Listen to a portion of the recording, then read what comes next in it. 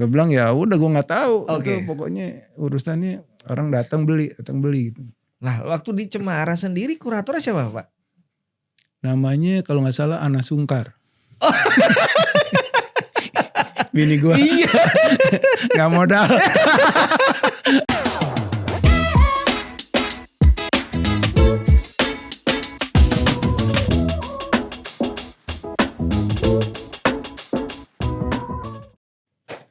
Balik lagi di DPP Domi Punya Podcast. Ya, terima kasih teman-teman yang kemarin sudah subscribe di YouTube-nya Mature Indonesia dan juga ada follow di akun Instagram-nya mature.idn. Oke, nggak usah panjang lebar karena hari ini kedatangan kolega yang spesial, yang menarik dan pastinya ini dari beberapa kemarin waktu gue lihat ada exhibitionnya, ada kegiatannya, wah ini kayaknya harus duduk di sini gitu ya, kepingin tahu detailnya karena journey-nya kalau menurut gue pribadi ini lumayan sangat-sangat penting kita kulik karena ini ada informasi yang wah banyak sekali lah pokoknya informasinya. Jadi kolega ini dulunya start di awal dari keluarga yang awal-awalnya memang seni, artinya bapaknya atau keluarganya lalu turun ke kolega ini dan kolega ini akhirnya juga mengkoleksi karya. Nah dari koleksi karya lama-lama pengerti perkenalan banyak komunitas dan juga seniman-seniman akhirnya menjadi seniman juga.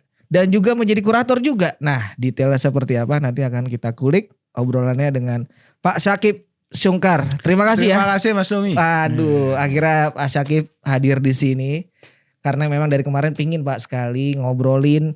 Karena yang saya tahu di awal-awalnya saya ada di ranah seni rupa ini adalah Pak Syakib adalah kolektor. Tapi ternyata di akhir-akhir sekarang ini aktif berkesenian. Betul. Nah sejauh, nanti mungkin kita mau ngobrol itu. Tapi jauh sebelum itu, aku tarik ke belakang dulu nih Pak. Konsepnya Pak Syakib itu sebenarnya lebih dikenal kolektor itu berawal dari apa? Sebenarnya gimana sih ceritanya sih Pak? Kayak berangkatnya sampai endingnya nanti ini ke Jakarta karyanya itu gimana tuh Pak Syakib? Saya tuh punya ayah suka gambar, suka gambar, suka lukis, suka ngajak saya ke galeri, ke tim gitu ya, tim-tim baru berdiri tuh saya diajak. Terus kemudian juga kadang-kadang nonton film-film seni di tim. Jadi suasana seni itu udah ada sih di keluarga saya. Musik juga kan, musik yang aneh-aneh itu. Bapak saya suka nyetel Mario Callas ya.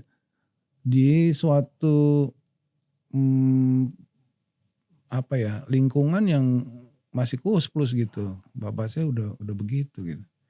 Nah jadi sebenarnya jiwa seni udah ada. Cuma kan saya belum melihat apakah saya tuh punya bakat di sana gitu loh. Terus kemudian juga bapak saya memberikan pengetahuan seni, dia juga kadang-kadang beli karya ya kan. Karya yang bagus kayak gimana. Jadi ukuran-ukuran dia tuh masih ukuran-ukuran Yunani lah. Orang tuh harus sempurna, terus kemudian alam tuh harus mimesis, apa yang dilihat dengan yang digambar sama dan sebagainya gitu. Tapi juga bapak saya itu memberikan semacam pengetahuan dari barat gitu ya. Bahwa di barat tuh sekarang karya yang aneh-aneh itu yang lagi laku gitu.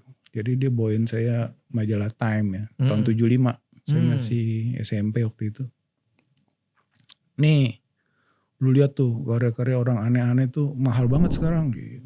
Saya lihat ternyata Picasso dan Salvador Dali gitu. Nah, tapi sejak itu saya mulai memahami itu yang saya tertarik kubismenya itu ya. Kubismenya Picasso gitu. Kadang-kadang saya suka niru-niru. Bagaimana sebuah karya tuh yang tadinya mimesis, yang tadinya mirip. Terus dibelah-belah gitu dekat potongan-potongan kubis gitu ya. Nah saya itu tuh SMA saya suka tuh bikin-bikin begituan. Bikin komik juga kadang-kadang. Cuma saya masih belum sadar bahwa saya tuh bisa melukis ya. Yeah.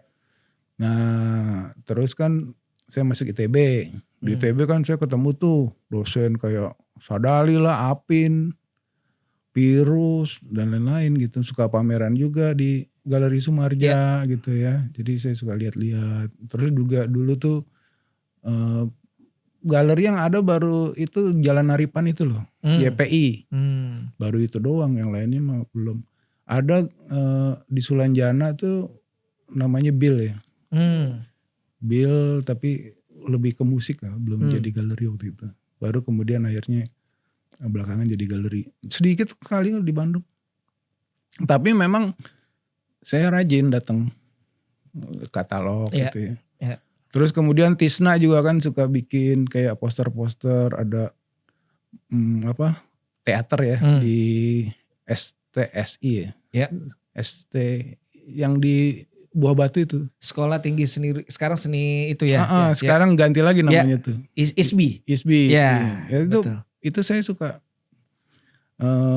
ya kumpulin kan, robek aja posternya. Misalnya bawa pulang. Jadi waktu itu tuh ada kepikiran untuk sekali waktu saya beli yang asli. Sekarang zaman dulu tuh katalog tipis. Jadi yang berwarna tuh satu karya aja. Itu cover, sisanya tuh tinggal 5 lembar tuh satu halaman ditumpuk 4-5 karya gitu. Jadi yang cover itu saya gunting, saya kasih cover dari kardus, saya cat pinggirannya seperti seolah-olah frame, saya tempelin di kamar kos saya, paku. Gitu. Banyak tuh, banyak gambar-gambar gitu. Seolah-olah saya punya lukisan, padahal enggak. Gitu. Baru pas saya kan lulus 86, 87 kerja, terus berkeluarga, punya rumah dan sebagainya. 95 tuh baru punya uang lebih tuh kan, rumah udah ada. Baru mulai beli tuh, beli. Dan banyak akhirnya, punya banyak. Karena waktu itu kan galeri sedikit ya. Jadi lebih banyak tuh orang beli dari tangan ke tangan gitu loh. Misalnya di Bandung saya punya teman si Anu, lu punya karya ini gak? Cariin, ada dan sebagainya. Ya baru kan pengkoleksian itu kelihatan booming itu justru pada saat karya-karyanya mulai dijual. Di balai lelang apa kan. Dan itu ya disitulah orang mulai rame gitu. Zaman dulu karya kontemporer siapa sih yang mau beli? Gak ada. Karya-karya Bandung Group gak ada. Orang senengnya mas cuma Liman Fung, Basuki, gitu ya, terbatas. Kalau saya ininya kan luas ya, spektrum untuk melihatnya. Untuk melihat gitu. Terus Tisna aja saya kumpulin kan gitu. Kan itu sesuatu yang berbeda gitu. Nah, jadi memang saya dikenal kolektor ya karena akhirnya suka ke balai lelang. Itu balai lelang itu akibatnya ada tuh grup lelang ya. Atau yang suka ke balai lelang. Kalau zaman dulu tuh kalau sebuah lelang tuh kayak orang pesta gitu. Habis lelang nggak pulang. Lanjut makan. Misalnya saya, Bu Melani, Hendrotan, Teguh Wibisono yang punya visual art, Heri Pemat juga dan sebagainya. Nah itu saya masuk di situ gitu. Misalnya lo dapat apa lo? Ini, wah cakep ini, wah murah lo, dapat lotre lo, gitu. Saya juga suka keluarin duit buat misalnya ada pameran multimedia visual art, menggabungkan antara karya seni ditambah karya instalasi, tambah karya arsitek. Karya komik digabung semua diganas kan, duitnya nggak ada. Saya biayain tuh. Saya inget tuh waktu itu kuratornya 3 tuh, Seno, Joko Suyono, terus kalau nggak salah Ilham Hoiri, seinget saya. Satu lagi tuh si Bambang Asrini Wijanarko gitu. 3 datang kan. Mau ketemu, ininya adalah wah saya pengen pamerannya beda. Oh boleh juga nih menggabungkan. Sekarang kan biasa itu. Udah butuh berapa kerjain gitu. Artjok juga pertama tuh saya yang biayain loh. Artjok 1 ya. Ya, yang masih di Taman Budaya. Iya. Oke. Kalau nggak percaya tanya Pemet deh. Itu ada satu duitnya dari mana bilang. Bagi saya nggak ada masalah tuh keluarin duit. Yang penting seni rupa maju. Oke. Nah, karena kalau maju banyak barang untuk saya koleksi, banyak karya ya. Itu bagi saya pikirannya gitu aja. Akhirnya ya tadi di dalam proses itu kan saya daya tarik ke artnya tinggi itu ya. Nah, terus kemudian saya ketemu Mas Gun nih, Gun Muhammad. Ya. Mas Gun bilang, lu tuh kan banyak kenalan katanya. Gua ini punya karya-karya skate. Coba lihat gitu kan. Yeah. Oh, skate-nya bagus nih. Cuma gini Mas, kalau bisa kertasnya yang bagus. Ukurannya standar di frame gitu. Kerjain, saya yang pertama juga beli tuh. Berapa ya? Selusin lah. Oke. Kan kalau orang tuh mau pameran udah terjual selusin kan percaya diri dong. Iya. Akhirnya dot merahnya full kan, semuanya kebeli. Itu saya tuh berapa kali tuh. Terus kemudian apalagi nih Mas itu. Saya bilang gini Mas Gun. Gimana kalau sekarang di kanvas? Kenapa? Kalau di kanvas kan harganya lebih mahal. Ada beli tuh. Saya perhatiin aja kan. Oh ternyata bisa deh. Nah kan istri saya tuh kan orang IKJ. Yang satu IKJ, S2 IKJ, S3 ISI Surakarta. Dan dia punya studio lukis loh. Ya. Wah saya bilang. Saya rasanya bisa deh melukis nih. Cuma gimana ya gitu loh. Oh kamu mau melukis nih? Ayo deh kita ke studio.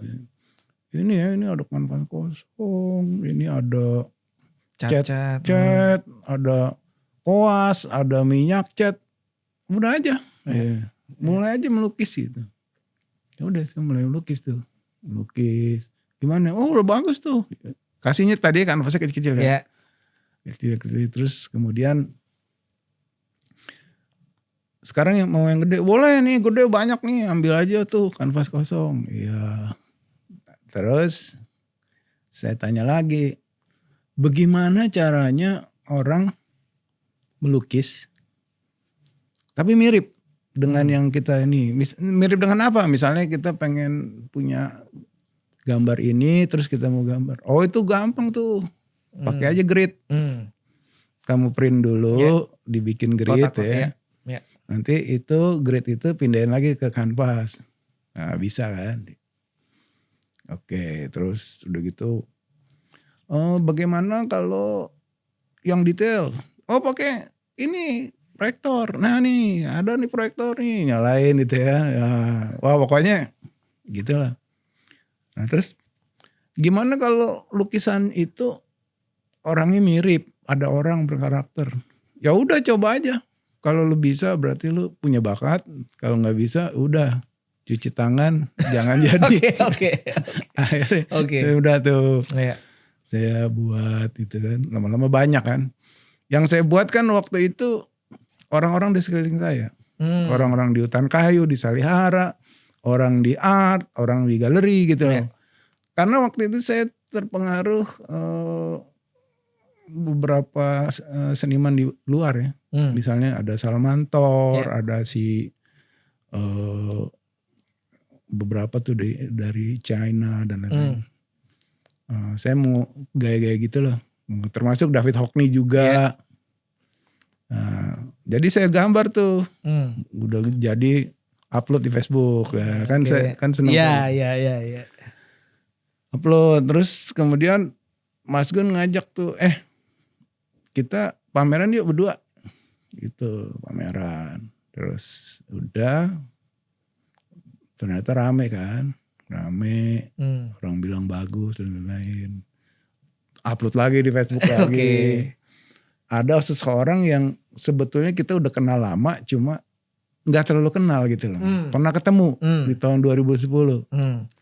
namanya Kemal Ezzedine. Oke. Top banget ya. Iya, iya, Top iya. banget sekarang Iya, ya. iya. Dulu agak top. Oke. Nah, dia suka perhatiin saya di itu tuh. Facebook. Di Facebook. Oke. Nah, udah gitu dia bilang, mau nggak pameran? Di mana? Di Bali. Saya bilang, pameran yang serius nih. Oh serius gitu. Ya, maksudnya serius tuh harus ada kurator. Ada kurator. Gak taunya Asmujo. Sontoloyo. Oke. Oke. Kan Asmujo top banget kan. Iya, Nah, iya. jadi Asmujo udah sering tuh nguratorin dia. Iya. Terus galerinya bagus nggak? Oh bagus. Titik 2. Galeri yang paling bagus tuh Iya. di Iya. Ubud tuh. Iya. Galeri keren. Kurator keren ya kan. Harus ada ini. E-katalog. Ada. Ada. Oh. Oke. Harus ada pesta. Iya. Musik jazz. Oke. Musik jazz sih itu siapa? Yang itu yang suka bikin sketch apa? Yang suka ini apa sih? Ini loh yang ahli print di Ubud. Siapa namanya? Devto. Oke. Oke. Devto. Dia kan ahli musik. Yes. Musik jazz. Gue bilang gila nih. Gue cuma ngomong loh. Lo Semua kasih, terjadi gitu kan. Semua ada gitu. Pakai musik kan. Terus udah gitu. Apa namanya?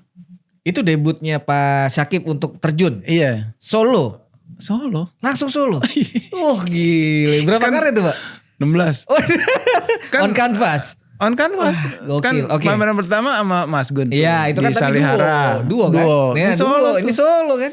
Solo terus udah gitu. Pemeran tunggal loh. Iya. Gokil. Terus kan saya nggak ngundang. Iya. Karena waktu itu kan zaman COVID. Iya. Jadi saya taruh aja di Facebook tuh. Yang datang 500 orang. Di sana. Gila. Saking pergaulannya Pak Syakib Iya. kemana-mana. Akhirnya responnya bagus. Orang Jakarta. Iya kan. Datang. Oke. Sewa pesawat. Apa bukan sewa. Maksudnya bareng-bareng. Bareng gitu.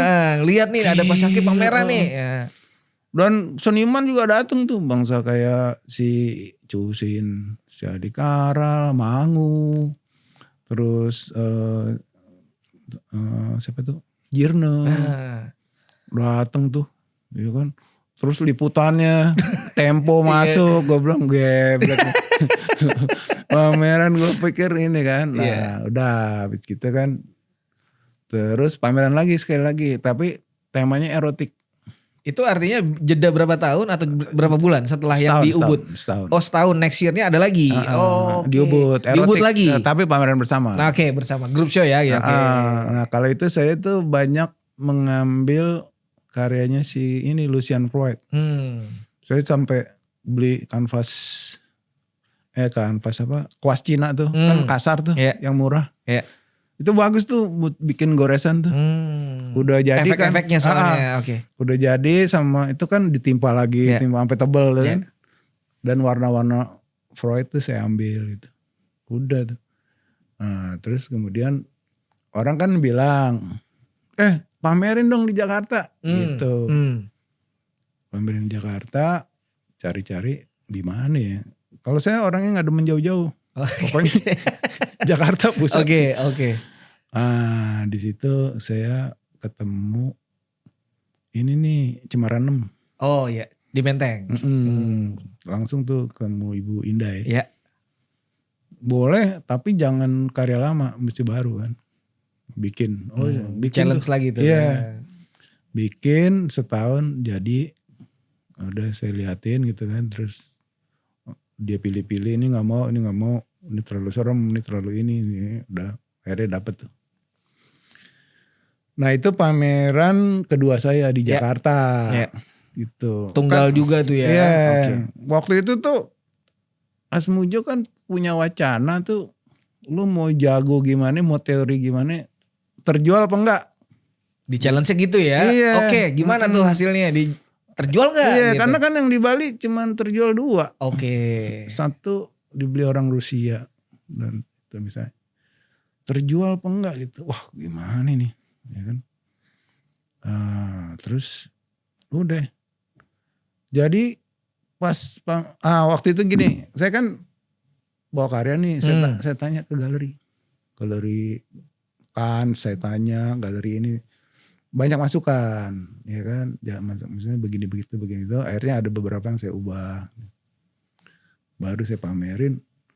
Dari 16 karya tuh ada yang laku di galeri, ada yang setelah pameran, pokoknya dari 16 tuh terjual 13. Oke. Wah itu gempar tuh, gempar. Baru tuh banyak orang nyamperin tuh. Lu gimana caranya? Gue bilang ya udah gue nggak tahu. Itu pokoknya urusannya orang datang beli gitu. Nah waktu di Cemara sendiri kuratornya siapa Pak? Namanya kalau nggak salah Ana Sungkar. Bini gue. Iya. Gak modal. Itu memang bagian dari strategi kah atau bagaimana? Ya sebenarnya sih bagaimana ya. Kan selama ini dia mendampingi. Jadi yang think tanknya enak ya. Iya dia ngajarin melukis.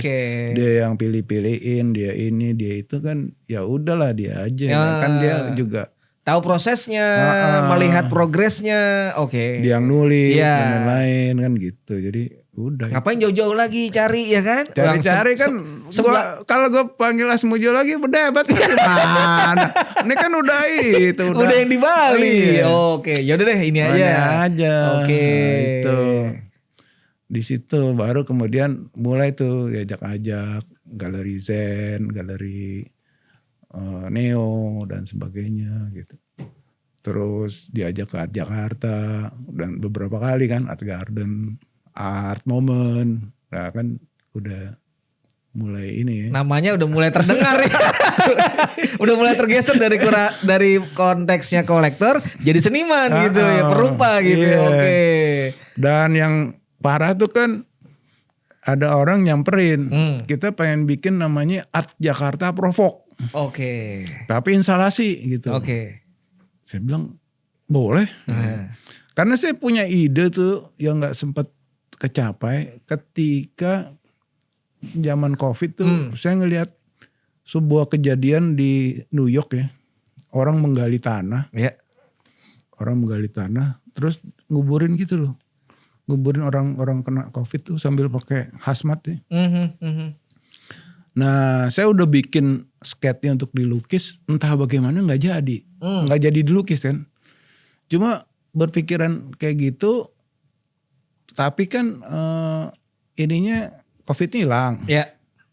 Karena COVID hilang kan saya cari konteks sih. Konteksnya apa gitu loh. Yang sebetulnya kayak gitu. Nah saya udah mulai berpikir tuh soal junk food ya. Makanya ada 2 sculpture kanan kiri tuh. Satunya ada brand satu ini, satu brand ini. Karena junk food tuh makin hari tuh pemberitaannya makin kacau nih. Betul. Misalnya ada pemberitaan kayak gini.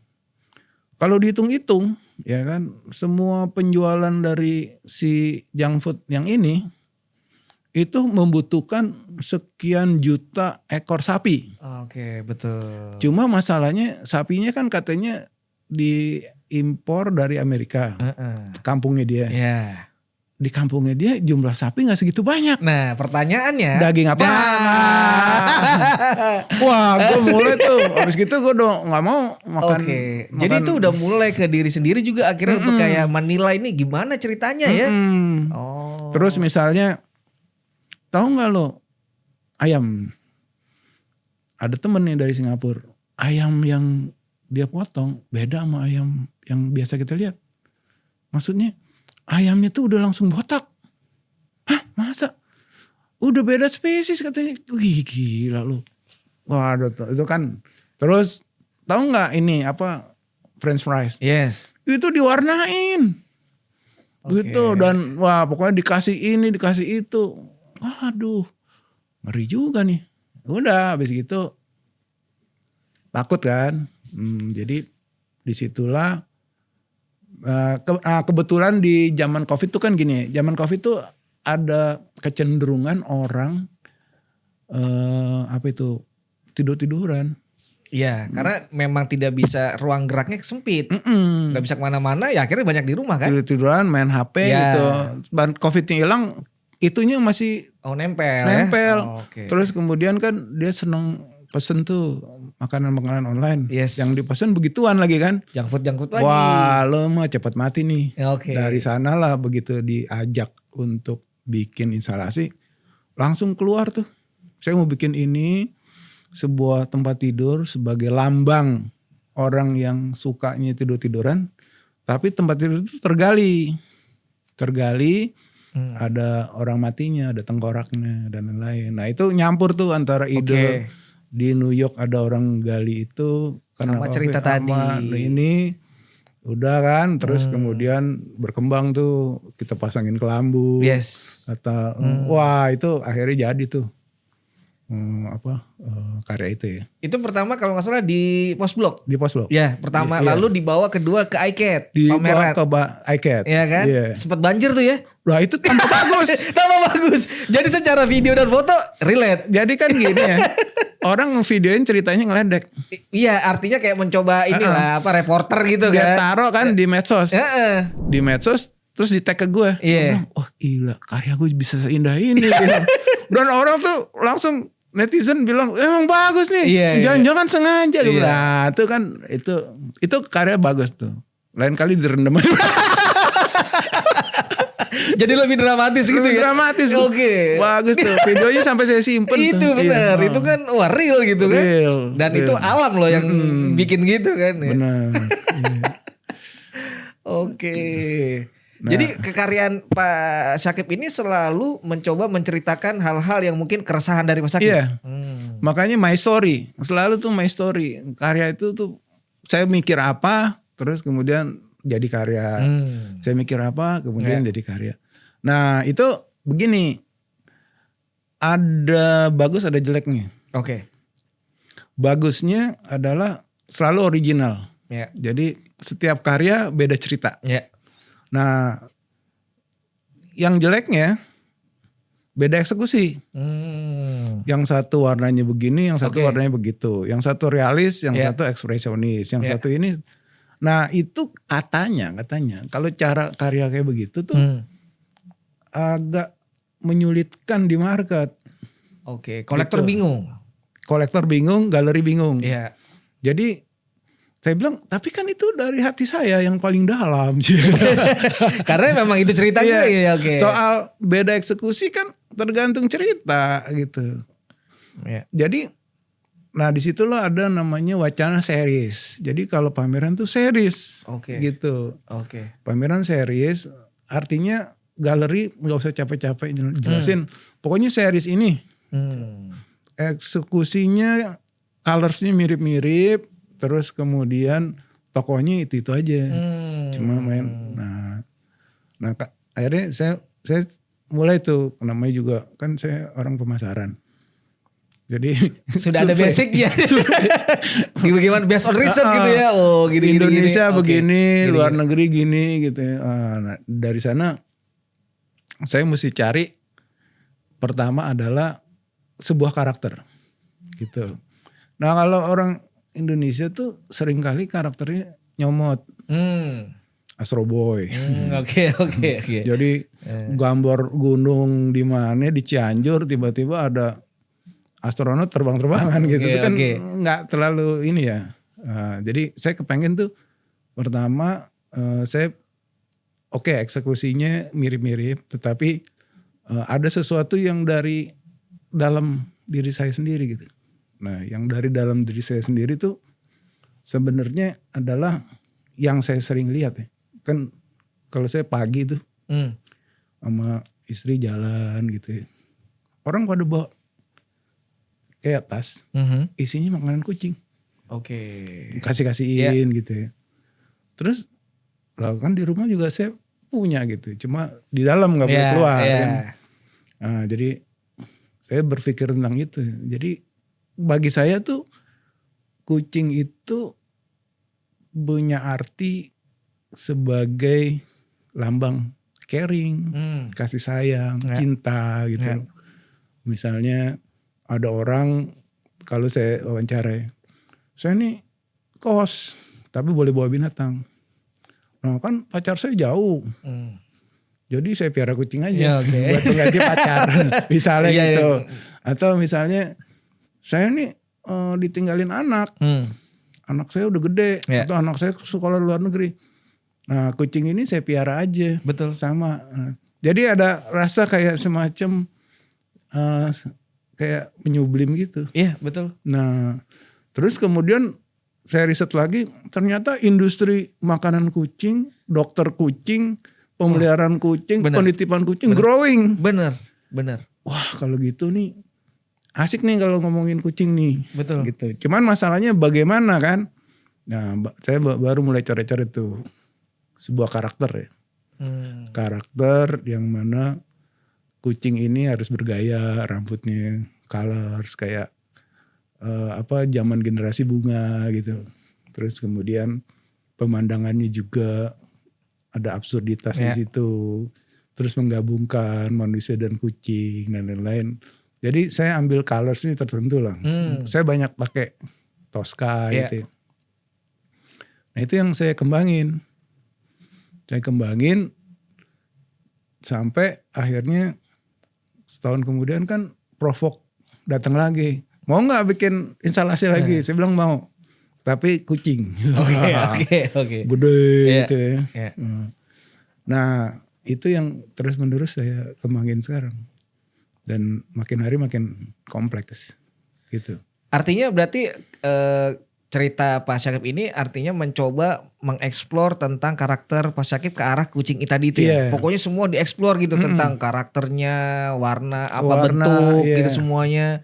Dan ini menjadikan satu mungkin semacam style sendiri untuk Pak Syakib itu adalah si karakter kucing itu. Betul. Oh, jadi sampai dimanapun nanti eksibisi selalu ada unsur itu. Ada unsur itu. Oh. Dan saya ingin jadi banyak itunya variasinya. Saya ingin bikin komik kucing. Kalau ada yang ini mungkin film merchandise animasinya, mungkin ya kan? merchandise. Udah mulai tuh. Oke. Gitu. Karena menurut saya tuh ngegemesin sih sebenarnya. Iya. Karena damai kucing itu sih. Gak ada yang musuh sama kucing sebenarnya. Benar. Iya. Dan itu bisa menjadi semacam ini saya trademark. Wah kalau ini nih dia nih kan gitu. Dan itu udah mulai banyak orang ngomong kan. Oke. Wah ini colorsnya dia. Banget nih, iya, gitu. Colors dia, tokohnya ini. Nah tinggal dimainin aja. Gitu sebenarnya sih. Iya. Jadi kalau dari misalnya beberapa kali kalau tak lihat dari CV dan mungkin informasi pameran itu kalau kita ngomongin konteks Art Jakarta itu udah berapa kali Pak yang terlibat kekaryaan dari Pak Syakib ini? Yang Art Jakarta itu kan yang kemarin kucing juga. Di Art Garden-nya atau yang di Art Jakarta. Oke, Art Jakartanya. Oke. Terus kemudian kucingnya itu yang sculpture kah atau painting? Sculpture. Oke. Yeah. Nah, yang sekarang ada paintingnya, ada sculpture-nya. Oke. Gitu. Sculpture-nya kan saya bikin beberapa gitu kan. Ada yang udah terjual, ada ini. Jadi saya ingin mengestablish gitu, biar orang tuh lebih awareness-nya tuh lebih tinggi gitu. Begitu sih. Nah, sculpture-nya itu tinggi gak sih Pak? Kalau aslinya sculpture-nya 2 meter, aslinya ya. Aslinya? Yang di Jakarta Provok tuh 2 meter. Yang ini saya buat semeter. Tapi nanti ke depannya saya bikin 30 cm. Oke. Gitu. Itu apakah ada series misalnya dibikin satu per berapa atau hanya satu aja? Series. Ada berapa total biasanya Pak? Kalau yang itu rencananya ya, itu satu rencananya yang 2 meter satu biji aja, tunggal ya. Oke. Tapi itu mungkin nggak saya jual kali buat kenang-kenangan. Ya. Buat kalau ada apa gitu. Kenapa nggak dibikin 1/2 atau 1/3 gitu Pak? Bikinnya susah. Oke. Susah banget. Jadi kalau diulang lagi capek saya. Nah kalau yang semeter mendingan saya bikin itu 4 gitu. Nah jadi sekarang tuh tinggal 2. Nah 2 itu satu saya pamerin di mana? Di hotel di tim itu loh, kan ada hotel tuh. Oh di atas. Mm-mm. Ya di atas tahu. Itu tahu, ya. karena nanti gubernur mau datang. Oke. Ya udah deh, kata anak-anak taruh situ aja. Gede tuh Pak ya? Semeter. Iya lumayan Gede. maksudnya. Iya 1 meter. Nah, satu lagi saya pamerin di garden, taruh luar. Oke. Gitu. Jadi memang outdoor itu ya si patung Outdoor. itu. Oke. Bisa outdoor, bisa indoor. Oke. Gitu. Itu. Nah waktu kalau keterlibatan dari Pak Syakib di Art Jakarta ini under galeri siapa Pak? Atau siapa yang merepresentasikan karya Pak Syakib? 75, galeri 75. Dari awal 75 memang? Kalau dulu ini galeri Neo. Oh Neo Mm-mm. di awal dan sekarang ini atau besok ini dari si 75 iya. Covendi ya itu ya. Iya. Oke. Fendi kan nanya mau pamer nggak? Mau dong. Oke. Oh, nah taruhnya outdoor. Oke. Itu karya baru yang painting atau sudah stok yang memang sebelumnya Pak? Katanya kan ada sculpture dan painting kan? Sculpture-nya baru. Mm-mm. Paintingnya udah pernah dipamerin. Oh udah pernah dipamerin. Iya. Oke. Tapi kenapa saya milih painting yang itu? Ya. Saya bikin painting banyak. Ada stok ya banyak ya. Karena painting itulah sebagai dasar saya mencontek menjadi sculpture. Oke. Itu paham. pertama kali tuh. Ya. Sebelumnya ada dua karya dipamerin di Zen. Yang gaya-gaya gitu udah terjual. Terus kemudian saya buat lagi. Cuman kalau yang di Zen tuh setengah badan. Kucingnya setengah badan. Ini full nih. Ya. Saya bikin full. Saya ngarang lagi berdasarkan gambar yang desain, saya buat full. Udah gitu saya bikinin sculpture-nya. Nah, sculpture-nya itu bikin 2 meter untuk biar orang kaget aja. Memang kan konsep saya tuh namanya sculpture tuh jangan dikasih polisline gitu. Oh, artinya boleh pegang Pak? Boleh pegang. Jadi karya Mas Syakib ini boleh? Iya. Oh kan banyak orang yang don't touch atau jangan dipegang, jangan disentuh gitu ya? Enggak, ini boleh pegang, boleh meluk. Karena kucing juga. Iya, kan gitu. Filosofinya Boleh foto, kucing juga kan lucu ya? Iya, foto bareng. Oke. Kan waktu di Jakarta Provok tuh saya bikin kayak sebuah taman. Iya. Taman bermain, ada orang main Ayunan, krosotan ya. Gitu. Jadi silakan tuh Anda main ayunan di sana. Jadi kayak playground gitu ya? Iya kayak playground. Nah itu konsep baru sih. Belum ada orang pameran instalasi kayak gitu. Ini kayak jadi imersif gitu ya? Iya imersif. Sengaja tuh. Iya. Ada seorang dosen. Wah harusnya patung begini nih gitu. Iya. Kalau patung cuma geblok gitu ya. Taruh gitu ya. Tuh gak asik. Patung tuh mesti dipegang, mesti diapa gitu. Harusnya. Iya, ini kan perspektifnya Pak Syakib ya. Iya. Dan kekaryanya Pak Syakib memang karena konteksnya kucing. Kucing kan identik dengan digendong, bener, disentuh gitu ya. Iya. Dihalus gitu-gitu. Oke. Jadi sebenarnya itu akan banyak eksplorasi sih. Cuma kan ya saya kan kerja sendiri. Jadi ya agak lama. Tapi pelan-pelan saya udah mulai bikin banyak karya sih. Untuk eksplorasi begituan. Oke. Terus yang kecil-kecilnya juga saya mulai buat. Ya nantilah. Itu kan saya berkarya tahun 2000 kan. Covid itu ya Pak ya? Iya 2000 sekarang 2006. Ya baru 5-6 tahun, sabar aja. Iya. Untuk membangun itu kan butuh waktu, time by time ya. Oke. Tapi ya minimal awareness sudah ada, penjualan udah ada. Ya terus ya tinggal setiap ada kesempatan saya perkenalkan. Gitu aja sih. Yang menariknya kan gini ya, Pak Syakib ini startnya memang dari pengoleksi atau kolektor. Lalu juga sekarang ini berkesenian. Artinya jiwa-jiwa bisnis atau kayak taste gitu ya. Wah ini barang pasti laku nih. Itu kan pasti punya ilmunya tuh Pak Syakib ya. Karena backgroundnya dari kerjaan pun relate marketing kan Pak ya. Nah itu bagaimana strategi yang Pak Syakib mungkin bisa tanam di kekaryaan Pak Syakib sendiri. Karena tadi kan aku dengar sama istri Pak Sakib itu akhirnya 16 karya yang laku 13. Itu wow lah itu istilahnya. Itu rumusnya gimana tuh Pak Sakib tuh kalau dari cerita itu ya? Bagaimana strateginya? Begini, saya tuh orang yang paling seneng suka nanya-nanya. Nanya-nanya kalau waktu saya masih di seluler ya. Saya nanya-nanya tuh sampai ke pelosok-pelosok ke toko. Apa sih yang kamu inginkan gitu. Nah dari sana muncullah yang namanya IM3. Pernah dengar gak? IM3 ya kan. Untuk anak muda. Itu Indosat kan ya? Iya. Redu sekarang kan? Iya. Ya. Untuk anak muda yang seneng gaya. Ininya juga musik ya kan. Terus bajunya warna-warni. Misalnya seperti itu. Dan affordable. Dulu tuh segmen itu gak diperhatiin orang.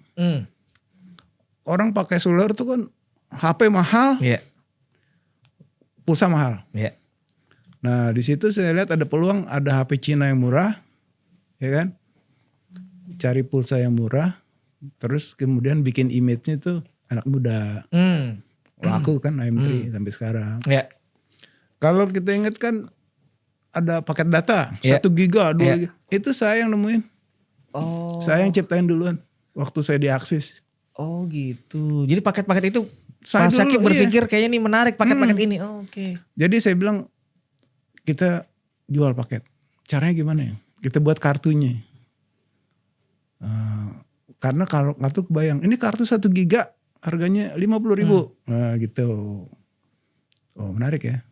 Kalau mau 2 giga 75 misalnya. Bukan 100 ya. Oke. Jadi saya jual kartu tuh.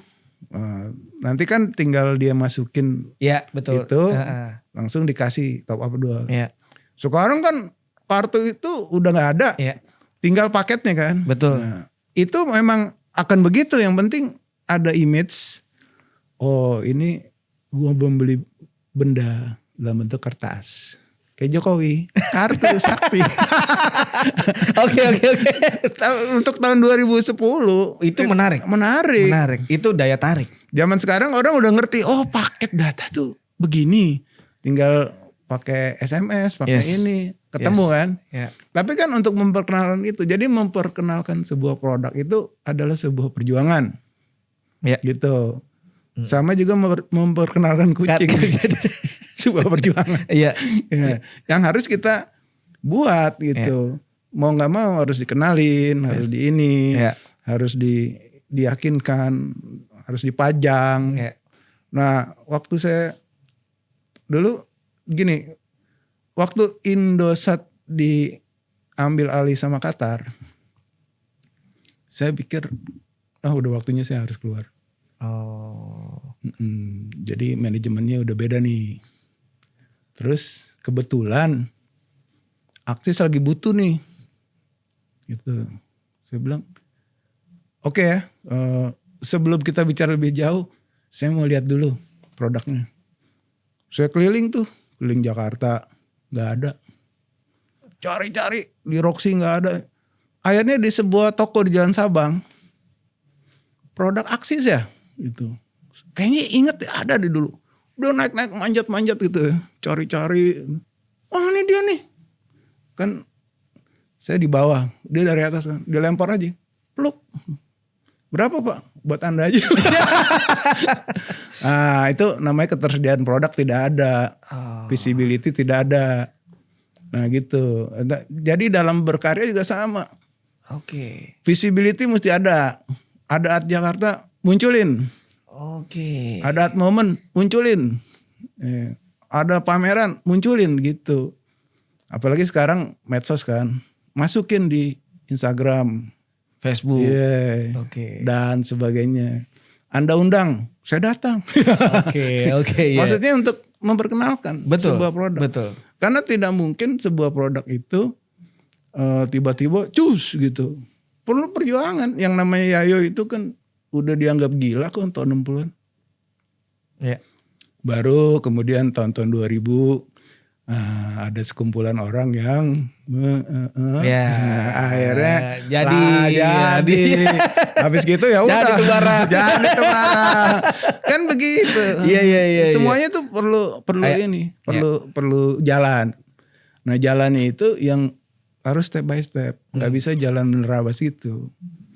Jadi ya saya lakukan aja itu. Gitu. Makanya kalau dilihat secara aktivitas Pak Syakib pameran di mana ada grup, ada Solo, ada kayak Art Jakarta ini ada gitu ya. Benar. Karena kan sebuah karya itu harus menjadi sebuah produk. Jangan melihat karya tuh sebagai wah ini karya is lukisan. Bukan. Karya itu adalah sebuah produk dari sebuah company yang namanya Perupa. Nah, cara melihatnya harus gitu. Oke. Oh, ini saya seniman terus tidur di Jogja. Ini karyanya ada. Nggak bisa. Oke. Mana perusahaan lo? Perusahaan lo itu adalah Perupanya. Munculin. Itu pabrik. Oke. Mana karyanya? Karya itu adalah sebuah produk. Oke. Nah, produk itu harus dijaga bagus, harus dijaga konsisten, harus dijaga mempunyai alur dan sebagainya. Nah itu pemikiran itu yang saya dapat seperti Anda bilang, saya dapat dari perusahaan zaman dulu Masar bikin produk. Jadi benar-benar yang ilmu-ilmu yang dulu sudah dilewati Pak Syakib dicoba diterapkan di seni rupanya. Betul. Ini dan ternyata works ya, berhasil. Oke. Berhasil. Makanya kan saya sebelum pameran di Cemara 6, saya tanya-tanya dulu ke galeri. Nih saya mau pameran ini. Ini udah jadi semua karyanya dijembrengin semua ya? Iya. Nih gimana nih komentarnya gitu ya? Ini jangan. Oh ini bagus nih. Nah ini kembangin. Ini. Karena sekarang itu kan namanya kalau di dalam marketing FGD kan. Fokus grup. Oh gitu. Oh ini nggak jadi. Ini nggak jadi. Ini. Nah itu baru kemudian bicara sama galeri. Saya mau ini. Gitu. Dan memang benar sih. Jadi market itu sebuah makhluk yang harus di-consider. Karena dia tidak bohong. Karena apa yang dibilang akhirnya jadi. Gitu. Jadi kalau market bilang ini nggak jalan. Ya kalau nggak jalan ganti. Terus ini jalan kok penjualannya nggak bagus. Itu berarti Anda harus cari lagi tuh jalan. Contoh misalnya waktu Akio Morita ya dari Sony bikin Walkman, bertahun-tahun nggak laku. Terus kemudian panggil nih seorang marketing agency kan. Gimana ya, gue udah pasarin ini kok nggak jalan. Bilang, kita ganti strategi. Suruh anak-anak muda belasan main sepatu roda di depan Menara Eiffel sambil bawa Walkman. Wah, ngider banyak kan, pakai baju warna-warni. Apaan sih tuh? Oh mau coba nih dengerin. Wah ya. Di situ ada yang jual produk kan. Nah habis gitu ting. Boom. Itu namanya tipping point.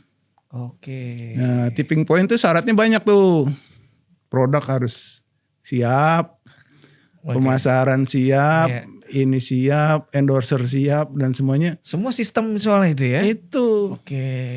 Sekarang kalau kita lihat ya, misalnya karyanya Yayo balik lagi kan. Yayo itu kan baru tipping point-nya tahun berapa? Ya kan gitu.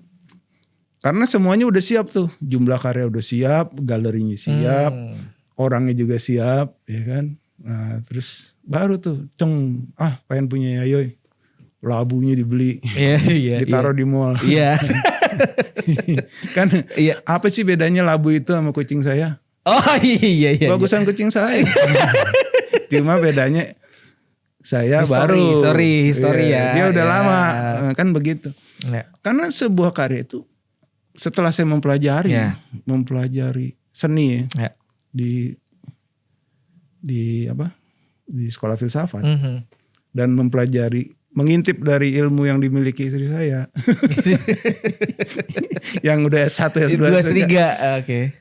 Ternyata nggak ada karya bagus atau jelek di zaman sekarang. Jadi sejak abad 20 karya kacau semua. Sejak zaman impresionis itu karya ya kacau. Itu. Karya zaman romantik yang bagus-bagus, yang mirip fotografi itu tolak semua. Diganti sama impresionis. Karena impresionis itu sebenarnya sejarahnya orang-orang yang nggak bisa bergambar, Oke. nggak lulus tuh di Paris Salon. Akhirnya dibikin kelompok sendiri kan, ternyata sukses. Kebetulan orang udah bosen sama karya bagus, Ya. ya kan, ambil karya ini. Tapi kan makin kesini makin kacau, muncul kubisme, fauvisme, Matisse dan sebagainya. Terus itu kan. Akhirnya tapi kan namanya karya tuh kayak mode pakaian kan. Ya. Tiba-tiba bikin lagi realis. Ya, realis. Loh, terus zamannya Warhol. Ada tren-trennya tren apa lagi? Oke. Kan seperti itu. Ya. Naik turun, naik turun, naik turun. Nah, soal apa yang dibilang baik atau bagus tuh cuma pengaruh influencer aja. Oke. Influencer yang bilang dia bagus, bilang jelek. Tapi kalau dilihat dasarnya nggak ada semuanya. Ya kan kalau kita lihat karyanya Nara ya. Sorry to say yang punya Nara udah banyak kan. Ntar gue bilang, oh lo sialan lo bilang Nara ini. Kan perspektif masing orang beda-beda. Iya, atau mungkin kalau Nara mungkin nanti orang tersinggung basket deh. Ya oke. Apa bagus di basket? Ya. Ya kan? Ya cuma kan tadi udah ada banyak yang pegang, banyak punya, udah beli mahal. Ya Gak mungkin dia mencoba. Gak mungkin turun. Akhirnya apa? Oh basket bagus gitu. Ya kan? Halo. Belajar sekolah di mana? Belajar gambar di mana bilang bagus kan? Oke. Nah, kan begitu. Iya. Jadi ya kita sebagai seniman tuh percaya diri aja. Apa yang kita sukain karena itu dari hati yang paling dalam dan dikerjain dengan serius, nah itulah karya yang terbaik. Itu sebenarnya. Jadi ya tetap konsisten aja sebenarnya ya. Harusnya. Dan mencoba melihat ada kepekaan dari sekarang ini gitu ya. Gitu sih. Dengar-dengar juga lagi nyiapin pameran tunggal nih Mas Saib. Nah boleh gak tuh diceritain di mana dan mungkin sedikit spill dikit lah ya. Mau mungkin bercerita apa. Mungkin pastinya kalau kucing pasti. Tapi cerita yang atau tadi kan mentionnya series. Nah untuk kali ini nextnya series apa yang akan ditampilkan? Sebenarnya saya ingin kembali lagi ke soal perenungan ya. Hidup sehari-hari ya. Apa namanya... My story, ya. My story, tapi kadang-kadang berhubungan dengan sejarah. Misalnya saya suka banyak pemikiran, kenapa sih begini? Kenapa sih orang sampai ngurusin MBG gitu? Ternyata tuh kalau di runut ya, panjang banget tuh sejarahnya. Jadi sejak Indonesia tuh menjadi bangsa yang underdog tuh, ketika Diponegoro kalah. Gitu. Nah Diponegoro kalah tuh Jawa hancur-hancuran deh. Habis gitu orang Jawa tuh sama orang bule begini banget. Ndoro banget. Dan akhirnya kan Pulau Jawa dipecah-pecah dan seterusnya. Jadi Jogja jadi Solo dipecah lagi, Jogja kan pecah-pecah semua. Karena mentalitasnya udah hilang. Sama kan kayak yang sekarang. Sama Ndoro yang satu. Waduh. Misalnya seperti itu kan. Iya. Ya itu kalau menurut saya itu perang Diponegoro tuh ini banget. Nah setelah saya itu pikirin ya. Siapa yang gambar Diponegoro? Cuma 3 orang. Itu Hendra Gunawan, Sujoyono, sama Daud Yusuf. Daud Yusuf tuh Menteri Pendidikan tahun 78. Itu perang Diponegoro kan. Cuma kok saya lihat, aduh bukannya apa-apa. Mereka kan maestro. Masa sih kita terus-terusan begini? Masa sih terus-terusan apa? Itu penangkapan Diponegoro atau perang Diponegoro? Gambar gini. Saya pengen bikin gambar yang bagus, yang lebih aktual. Yang lebih keren, yang lebih relevan, yang lebih studinya tuh lebih bagus, senjatanya tuh seperti gimana. Diponegoro tuh ternyata punya bendera, dia punya keris khusus, ininya juga kudanya. Saya baca tuh buku juga misalnya. Based on research juga ya Pak? Iya. Dari sana saya lukis. Terus misalnya penangkapan Diponegoro. Cuman 2, satu Raden Saleh. Satu lagi Payen kan. Yes. Raden Saleh itu antitesis Payen. Oke. Masa sih nggak bikin yang lain lagi? Angle-angle yang lain gitu. Oke. Atau sebelum Pangeran Diponegoro ditangkap, setelah saya baca ada di ini loh, ada perundingan. Perundingan kayak sekarang, kayak Iran gitu. Oke. Berapa kali ketemu, akhirnya ujung-ujungnya ditangkap. Sama Diponegoro digituin, beberapa kali ketemu, ya kan, di markas Belanda di Magelang. Nah terakhir, ya udah kita deal. Nah jadi Diponegoro kan datang tuh kan dengan damai kan, waktu itu kan suasananya masih puasa, orang itu kan nggak boleh. Oh jadi tahu sampai detail di momen itu adalah momen puasa? Iya. Ada informasi itu? Iya. Oh, oke. Jadi dikumpul berbanyak sumber ya? Iya, Diponegoro nggak bawa senjata lah. Oh, jadi memang karena dengan damai dan konteksnya kan ini udah. Kan udah mau deal, Iran Amerika udah mau damai nih. Ternyata main belakang. Ditangkap dia, kan gitu. Oke. Dan ada pengkhianatan juga. Nah, saya pengen bikin beberapa adegan misalnya. Kalau sebelum penangkapan kan ada rapat nih, sebulan yang lalu, 2 bulan yang lalu, saya mau Karang tuh, Diponegoronya lagi diskusi lagi ini dengan Jenderal De Kock, gitu. Pengen story tapi story versi saya, makanya temanya history. Judul pamerannya? Iya. Oh, history. History, itu sih. Rencana berapa karya itu Pak? Ya yang pasti di atas 10 lah. Di atas 10 ya, on canvas. Iya. Dan galerinya boleh disebut gak sih Pak? Boleh. Di mana? Di Zen. Di Zen One. Di periode bulannya boleh disebut? Oktober. Semoga bisa ya. Jadi ini kan masih April. Iya, masih April. Persiapan masih bisa. Iya, makanya saya ini melulu di studio terus. Iya. Itu sih. Itu artinya pameran tunggal. Iya. Kuratornya siapa Pak? Ya Zen tuh punya kurator sendiri. Oh ada in-house-nya. Biarin aja dia aja. Oh oke. Masa istri saya terus. Tapi kan bagus lagu lagi ya kan? Enggak lah. Oke. Biar itu aja. Oh. Biar. Jadi kalau dari tadi aku dengar ya, berarti kan visibility ini penting. Artinya buat kita memperlihatkan karya atau keaktifan berkarya, berkesenian. Kalau strateginya Pak Sakip sendiri dalam konteks 1 tahun itu secara visibility-nya bagaimana? Apakah harus ada tunggal atau bagaimana tuh cara-cara untuk bisa memperlihatkan karyaannya? Tunggal tuh sebaiknya jangan setahun sekali lah. Oh itu, ada, nggak boleh? Jangan. Jangan itu, setahun sekali jangan? Itu kelihatan bahwa dia ini jangan-jangan bikin karyanya nggak mikir. Oke. Tunggal tuh ya mungkin 2 tahun sekali, 3 tahun sekali. Tunggal tuh sesuatu yang momen gitu loh. Sakral ya? Oh, oke. Nah kalau pameran grup gitu boleh lah. Boleh. Grup kan, kalau grup kan lebih explore tuh. Pengen bikin apa gitu kan. Wah, jadi cuma gak cocok di mana-mana. Ada pameran grup. Oke. Nah, jadi kalau yang itu tuh lebih punya paths gitu. Arahnya saya mau bikin ini gitu. Dengan eksekusi yang seperti ini. Oke. Gitu. Jadi artinya dalam setahun sendiri ya untuk Pak Sakip punya strategi apa aja untuk bisa dibilang konsistensinya biar visibility-nya itu oke gitu. Ya saya lihat-lihat galeri sih. Oke.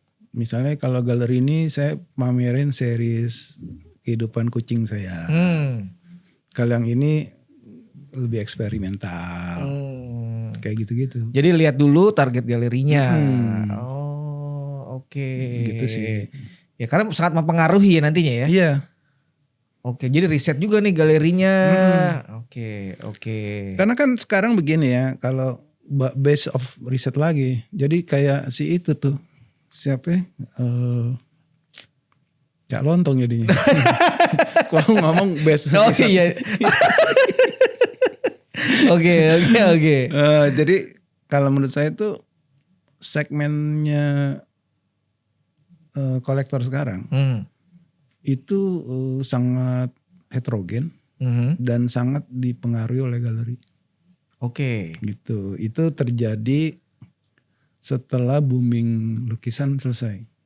2007, 2008, 2010 lah. 10 ya. 2010, 2011 tuh. Sudah mulai sistem itu. Iya. Oke. Karena gini, dari tahun 2005 ke 2010 ya, selama 5 tahun tuh begitu banyak karya yang mengalir ke balai lelang. Ibaratnya galeri itu cuma start mau lari doang gitu. Pameran di sini, terus kemudian di galeri yang terjual sedikit, ujung-ujungnya masuk balai lelang laku. Ujung-ujungnya akhirnya banyak seniman tuh kadang-kadang langsung ke balai lelang dan lain-lain gitu. Dan fungsi galeri itu bener-bener nggak terlalu kuat. Jadi dilengkap aja gitu Dilengkap. ya. Oke. Nah begitu booming habis, seni kontemporer itu tidak lagi banyak diperdagangkan di balai lelang, maka kemudian galeri-galeri ini bangkit nih. Bangkit tapi dengan strategi yang berbeda. Oke. Strateginya berbeda gimana? Kalau dulu tuh kan seorang kolektor di galeri A dikenal di galeri B, dikenal di galeri C. Gitu. Jadi one kolektor untuk semua galeri. Oke. Kalau saya perhatiin sekarang banyak galeri punya kolektor sendiri. Ya, dia punya grup sendiri. Punya grup sendiri, kolektor sendiri yang kayak punya langganan sendiri gitu. Di galeri dia maintain ini sendiri tuh. Iya. Galeri ini kolektornya beda lagi. Galeri ini. Jadi kadang-kadang kalau saya datang ke galeri ini, kok saya nggak pernah lihat nih kolektornya. Ya. Terus kalau ke galeri ini, oh beda lagi. Demikian juga yang dipamerin. Galeri ini senengnya gaya gini, galeri ini gaya gitu, galeri ini gaya lama dan lain-lain. Nah itu seperti itu ya. Nah jadi kita sebetulnya harus lihat-lihat dulu sih. Kita mau taruh di galeri mana misalnya gitu. Dan basicnya adalah gini. Yang penting tuh dari senimannya dulu. Apakah karyanya itu bisa survive atau tidak. Gitu kan. Ya. Karena kalau saya perhatiin nih. Seniman dulu. Zaman Jogja isi-isi gitu. Dengan sekarang beda loh. Oke. Saya lihat tuh seniman sekarang ya. Dari mulai strata ekonominya. Cara berpakaiannya. Lifestyle-nya. Beda banget. Iya. Gitu. Artinya quote unquote mereka tuh membiayai karyanya diri sendiri. Kalau dulu kan seniman kismin hidup di kos-kosan. Yes. Anda kan di Jogja tuh. Iya. Coba sekarang Anda lihat bajunya aja kayak kita datang ke Shinjuku tuh. Harajuku gitu ya. Harajuku. Iya. Buset. Nah, iya. berarti kan mereka modal sendiri. Iya. Punya akses sendiri. Iya. Punya medsos sendiri. Yang betul-betul mereka udah mateng baru masuk ke galeri. Iya. Gitu. Kalau dulu kan mentah diambil sama galeri. Didandanin kan. Iya. Sekarang udah kondisi bagus nih. Iya. Galeri tinggal masarin aja. Iya. Jadi ada beda itu. Dan galeri akan mengambil yang cocok sama dia. Betul. Gitu. Karena dia punya segmen yang seperti ini. Iya. Nah itu. Nah itulah di zaman kalau menurut saya penilaian jadi sangat beragam gitu. Bagus di galeri ini belum tentu bagus di galeri itu. Iya. Terjual di galeri ini belum tentu terjual di galeri itu. Iya. Jadi masing-masing itu punya karakter style. Ya. Makanya saya bilang segmentasinya itu begitu banyak. Ya. Kalau dulu mah segmen tua, segmen muda selesai. Sekarang nggak bisa. Masing-masing ini belum lagi ada orientasi luarnya dan lain-lain. Ya. Terus juga umur kolektornya kan juga ini ya sangat berbeda ya. Ada yang udah mature, ada yang baru, ada yang masih baru kenal, emerging kolektor, ya. Tinggalnya juga kan kelihatan tuh. Ya. Ada yang di apartemen, ada yang udah di Menteng, ada yang masih berjuang, ada yang udah dari babenya gimana. Iya. Itu beda lagi ya. Beda lagi, spending dan lain-lain tuh sangat ini. Oke. Jadi semuanya itu akhirnya diserahkan ke seniman. Ya. Baru seniman nanti ditemukan atau menemukan galeri yang cocok untuk dia. Udah. Dan di situ ininya take off-nya. Ya. Terakhir, Pak Sakip, Iya. ada yang mau dibagi mungkin atau mau memberikan informasi dari segi Pak Sakip mau plan apa? Mungkin yang terdekat kan nanti boleh di-mention mau datang yang di Art Jakarta untuk lihat karya Pak Iya. Sakip di booth mana, tanggal berapa, lokasinya silakan. Atau mau ada informasi lain, motivasi apa, terserah apapun boleh. Begini, saya adalah Boleh dibagi kamera. kameranya di situ. Iya. Kalau mau dibagi boleh. Jadi dari tadi nggak lihat kamera tuh nggak apa-apa. Nggak apa-apa. Ini kalau yang mau lebih ke berbagi ke para pendengar gitu. Kalau saya nggak ada yang bisa dibagikan. Saya seorang seniman baru. Baru 5-6 tahun. Baru. Tapi pengalamannya soal pengalaman seni tentang karya, tulisan, koleksi dan lain-lain ya itu lebih banyak ketimbang saya jadi seniman kan. Cuma memang ya saya ingin mengintroduce sesuatu yang jujur dari hati saya, eksekusi saya buat sendiri dan saya garap dengan seksama dan itu salah satunya saya perkenalkan di Art Jakarta Garden di bulan Mei. Ada 2 karya ya, satu sebuah lukisan. Yang kedua adalah sebuah patung yang ditaruh di outdoor, yang mana patung itu didasarkan pada lukisan itu. Sebetulnya saya ingin relate nih. Oh ini patungnya, ini instalasinya itu. Jadi lukisannya. Oke. Biar orang lihat aja. Ya semoga ada yang tertarik ya. Itu silakan datang. Pak Sakip juga kan sering nulis, boleh dong diinformasikan di mana sih jurnal-jurnal itu ada dan bisa dilihat di mana? Saya menulis tuh di Kompas, di rubrik seni, di Jawa Pos juga. Terus saya juga yang saya sangat rajin mendalam itu di sebuah jurnal filsafat ya, namanya jurnal dekonstruksi.id.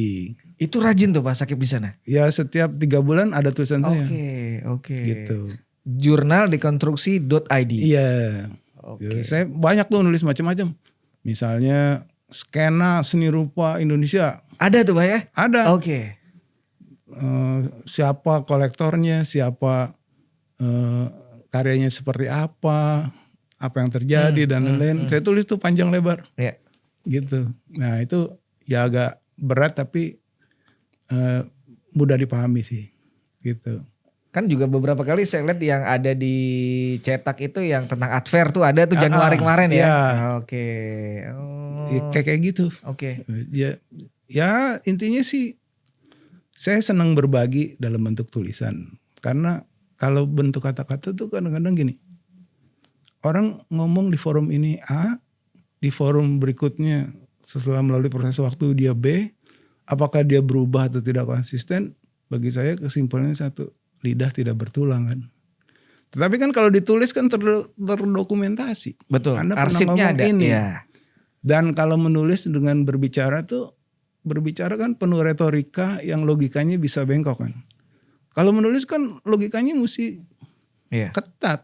Ada patternnya sih. Ada patternnya jadi nggak bisa. Kalau nggak logis tuh kebaca enggak kalimat ini kamu bilang gini sekarang begini. Nah jadi menulis itu sebetulnya melatih kita untuk bagaimana kita bisa konsisten dan logis di dalam memunculkan sebuah argumentasi gitu sih. Tapi terlepas itu saya lebih senang berkarya deh. Coba lihat karya saya di Art Jakarta Garden bulan Mei, pasti bagus. Terima kasih Pak Sakip. Aku nanti mau ngobrol lagi, aku mau closing dikit. Intinya terima kasih Pak Sakip ya. Sudah mampir, sudah berbagi obrolan di sini. Siap. Nanti kita detailin akan ada pokoknya karya dari Pak Sakip ini di Art Jakarta Garden di bulan Mei. Ada itu represent dari Galeri 75 Kovendi. Jadi teman-teman yang penasaran detail karya seperti apa, langsung datang aja ke Art Jakarta Garden di bulan Mei, ada di Pelataran. Senayan. Tanggal berapa Pak Sakip? Pokoknya awal-awal Mei. Awal Mei. Pokoknya detail informasinya seperti apa ada di website artjakarta.com. ada juga di Instagramnya Art Jakarta dan juga Instagram Pak Sakib apa? Ada Saya- 2 nih soalnya. yang Syakib Sungkar 35. Nah, jadi akun Instagram Pak Sakib ada 2, yang belakang 35 silakan di follow karena Pak Sakib sering menginformasikan informasi dari tulisan, kekaryaan semua di sana. Jangan lupa follow di akun Mature Indonesia, ada di Instagram mature.idn dan juga subscribe di YouTube-nya Mature Indonesia. Sekali lagi terima kasih Pak Sakib Sama-sama. Sungkar. Ya, Selamat malam, terima kasih. terima kasih. Oke. Ya.